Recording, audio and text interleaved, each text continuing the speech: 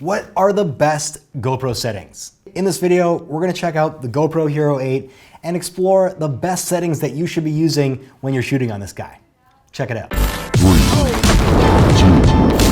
2, 1.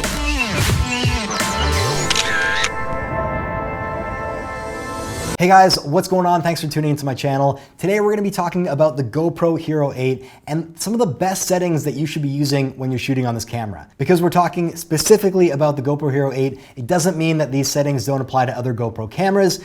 Up until recently, I've been shooting on the GoPro Hero 4, and most of the settings are actually very similar to this camera, just accessed in a different way. So these will really be helpful for you if you're shooting on pretty much any GoPro camera. So the first thing, and probably one of the most important settings that you want to lock in, and it's really going to depend on what you're shooting, is your frame rate. Now, whenever I'm shooting action sports or high intensity things on camera, I'm going to use a much higher frame rate because I want the option of having slow motion. So typically I'll be using whether either 60 or 120 frames per second if I want super slow motion, but if you increase your frame rate, you're gonna have way smoother slow motion footage. A lot of people just leave it on whatever the factory setting is for a GoPro on the frame rate, and then when they try and slow down their footage, it's gonna look really, really choppy. So make sure if you want slow motion, increase your frame rate, or just increase it there anyways, because if you want the option of slow motion, then at least you have it when you want to edit your footage later. I know when I'm recording, especially if I'm snowboarding or anywhere where I don't want to keep fiddling with the settings,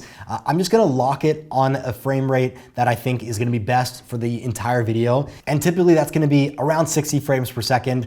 If there's something that's super slow motion, I might bump it up to that 120. But again, if I just want to lock it off and not worry about it, I'm going to put it on 60 frames per second. It's going to look good when I'm just conventional recording or playback, and then I could also have the option later to slow it down and have some slow motion in the post-production process. So the second setting, and one that is really important, is your resolution. Now, the GoPro has a few different options that you can choose from. There's 1080, there's 2.7K, and there's 4K. Typically, any camera that I'm shooting on, I'm gonna choose the highest possible resolution based on what it allows me to do with my frame rates as well. So typically, I put out most of my videos in a 1080 resolution, but when I'm shooting on the GoPro Hero 8, I'll be shooting in 2.7K or 4K, and then downsizing it to fit in that 1080 frame. And what that actually does for me is I get more quality per pixel when I shoot on the higher resolution, because it's basically bringing a lot more information and condensing it down into that smaller frame size. What I'm always thinking about when I'm choosing my resolution is what frame rates are gonna allow me to shoot at that higher resolution. The higher your resolution, the less options you're probably gonna get when it comes to frame rates. So if you want that super, super slow motion, the GoPro Hero 8, I believe, gives you 240 frames at 2.7K, but then I don't think you can use Super View. So you always have to balance out all the different settings and options with your frame rates and your frame resolution. The other advantage with shooting at a higher resolution is that in the post-production process, you can actually punch in on your subjects. So if I'm filming at 4K but only putting my video out at 1080 resolution, that means I have all this extra space that I can zoom in on my footage, on my subject, and not have any quality loss in the final video. So the next setting that I really like with the GoPro Hero 8 is that you can actually choose your field of view. Typically GoPros had the wide field of view, and that's kind of what everything was. Now you have, I think it's 4 different options, but typically I only use 3 of those options in the GoPro Hero 8, and that's the linear field of view, the wide angle, and then the super view. So with linear mode, it's actually a mode that I use most often when I'm shooting myself, if I'm talking to the camera, if I'm shooting specific objects, and it's really awesome because it makes your footage look a lot more cinematic. You lose that super wide angle feel, which doesn't look good if you're just shooting someone talking on camera, and it looks more like a conventional camera. So typically, if I'm just vlogging or shooting specific objects or in the city, I'll be shooting on that linear picture profile, and then I'm gonna jump up to the wide angle when I'm shooting more action sequences. So the next field of view that you can shoot on your GoPro is that wide angle view, which is that standard fisheye look that GoPro offers. This is a pretty typical setting that I'll use if I'm shooting action sports, if I'm doing selfie snowboarding footage, or if I'm on my skateboard. But the new option that I love, I used to have the GoPro Hero 4, which didn't have this, and it is the GoPro Hero 8, and a few generations back have Super View. Now Super View is extremely wide, and before this feature, I would never film on a head mount because it just didn't show enough perspective in the frame of me or my hands, or to give you reference of how much things are moving. So super view is so wide that if I put it on my head, I'll actually see a lot of myself, and that makes the footage or the reference points around me look like I'm moving a lot faster, like I'm jumping a lot higher. So for that reason, I really like it. Also, if I'm doing a selfie cam, it's gonna just open up the opportunity for me to get my whole self in the frame.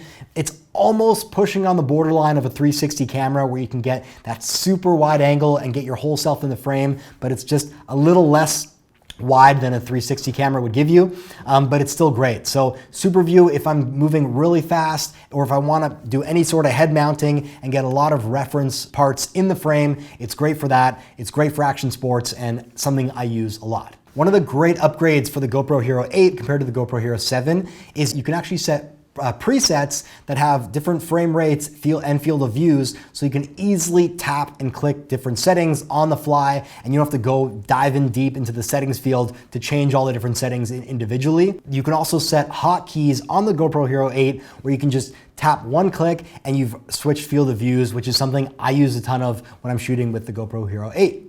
So the fourth setting that I wanted to talk about is color. Anytime you see professional videos out there that are shot on a GoPro, you're gonna be blown away with how good they look. And typically this is because they're professionally colored.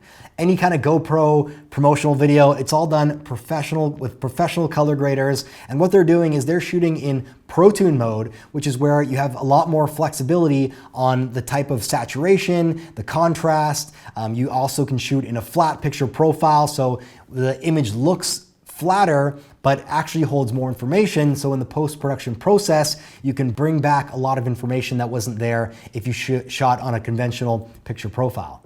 Now, if you aren't good at editing or you don't want to deal with the color settings, I suggest just leaving on the conventional GoPro settings. They are already pretty saturated, so I actually find them slightly oversaturated a lot of the times, but it does make your footage really pop. If you do have some experience editing colors or editing video, then I would dive into the Pro Tune settings and at least trying them out, seeing if you can bring your footage back, do some minor color correcting to make your footage really stand out, and also add that little bit extra of dynamic range where you can see more highlights and shadows in your footage. So the two detailed elements that I did want to dive into are your EV comp and also your ISO max. Now, your EV comp is what is the average exposure of your entire scene. Typically, I set mine at -1 because when you're filming with a GoPro, it's typically outside, and there's a lot of contrast between how bright the sky is and your subjects if someone's wearing a black shirt. And so what I like to do is put it to -1, and what that's meaning is that it's gonna expose slightly lower than if it were just in the middle. So what that means is the highlights are gonna be more in your frame and the shadows are gonna be slightly darker. Typically, they're not gonna be too dark with the EV -1, so I typically find it works better. The other intricate feature is the ISO, and what I set my GoPro to is around max 800. And what that's gonna do is really bring down the GoPro hunting for low light situations. And if it's going above 800, you're probably gonna get a lot of grain anyways. And if you're trying to do any hand cover reveals, it's gonna change that fluctuation in that auto exposure really drastically. So typically I'll restrict my GoPro from not going any higher than 800, but any kind of daytime, high bright scenarios, it's gonna be around 100 anyways, so only an issue when you're low light. And if you are in super low light, that's the only time I'd probably push it to go above 800, but I typically restrict mine to be max 800. One of the other really exciting features of the GoPro Hero 8 is Hypersmooth 2.0. Now, like I said, I've been using the GoPro Hero 4 Black forever, and it didn't have any smoothing software in the camera. So Hypersmooth in general, it does an incredible job. It's the Hypersmooth 2.0 is definitely an upgrade from the GoPro Hero 7, but for the most part, they're pretty comparable.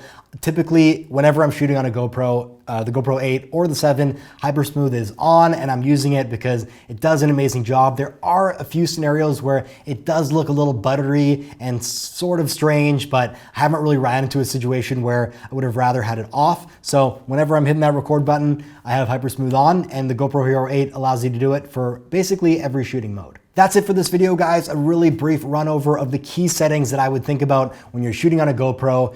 Definitely the frame rates and your resolution are the most important things, and then starting to dive into those deeper settings and playing with them around depending on what you're shooting is really gonna make your footage look better.